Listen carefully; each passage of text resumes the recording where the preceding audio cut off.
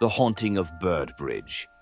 Brandy Nance gripped the steering wheel as she and her partner Derek drove down the winding Kansas back roads. The thick summer air clung to them, heavy with the scent of wet earth and river water. She knew these roads too well. Emporia had always been a quiet town, but some stories never died. Sandra Bird's story was one of them. Brandy had spent years investigating hauntings across Kansas as the co-founder of Flint Hills Paranormal. But tonight's case hit close to home. Sandra Bird had died on Sunday, July 17th, 1983. She had been found face down in the Cottonwood River beneath what was now known as Birdbridge, her car submerged just beyond her body. Though it had initially been staged as an accident, the truth unraveled over time. Sandra's husband, Reverend Tom Bird, had been convicted of conspiring to kill her.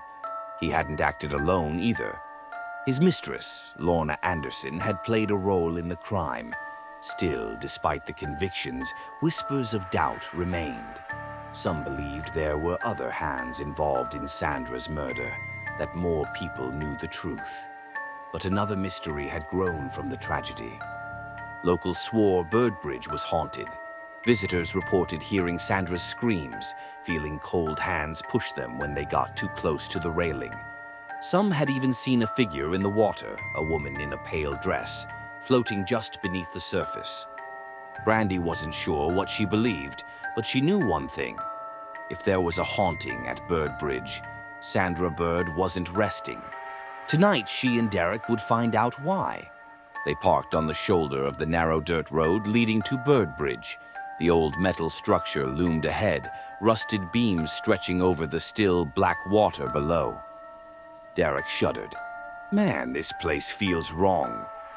Brandy grabbed her flashlight and recorder. It's just a bridge. Derek shot her a look. You don't even believe that. She didn't argue. The pair made their way onto the bridge, their boots clanking against the worn metal surface. The air felt thick, almost charged.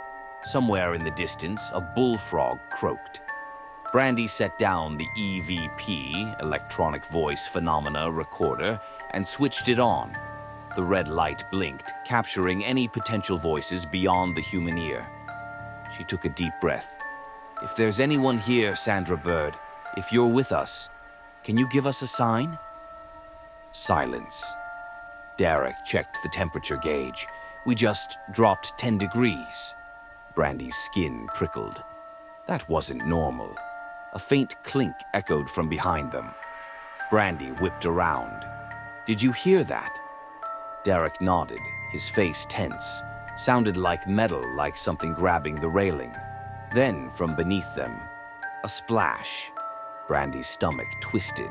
Slowly, she stepped to the edge of the bridge and shone her flashlight down at the river. Nothing. Just dark water. Derek pulled out his EVP recorder. We should check the playback. Brandy nodded, but before they could press play, a new sound broke the stillness. A whisper. He did it. Brandy stiffened. Did you hear that? Derek swallowed hard. Yeah. The words had been faint, almost like breath against their ears. Then more distinct this time. He threw me over. Brandy's pulse pounded in her ears. She turned back to the railing, feeling an overwhelming sense of dread press against her chest. Then she saw it. A shape beneath the water. Pale. Motionless. A woman's body floating just beneath the surface. Sandra. Brandy gasped, stumbling back. Derek, look. But in the blink of an eye, the figure vanished. Derek cursed. Number, no way. Brandy grabbed his arm. Tell me you saw that. Derek nodded slowly. I saw something, I think. Brandy's breathing quickened. She'd been hunting ghosts for years, but this was different. It wasn't just cold spots or flickering lights, this felt real. As she turned back to the recorder, her hands trembled. She pressed rewind and hit play. Static crackled. Then, they lied. Brandy's blood ran cold. She whispered, "Who lied?" The recorder crackled again. Not just Tom. Derek took a shaky step back. Brandy, what if she's trying to tell us? The temperature dropped again. A gust of wind rushed through the bridge, sending dust and leaves swirling around them.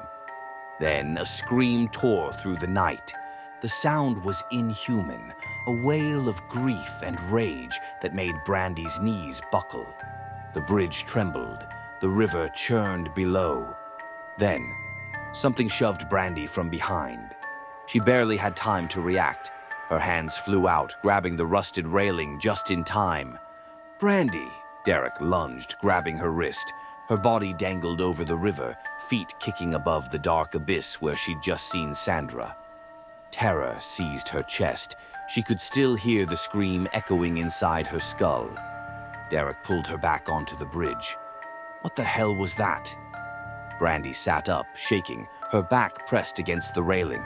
Something pushed me. Derek's face was pale. "We need to go. Now!" But Brandy wasn't ready. Not yet. She turned the EVP recorder back on. "Sandra, we hear you. We believe you. Tell us what really happened." The wind stilled. For a moment, there was only silence. Then, a voice, clear as day.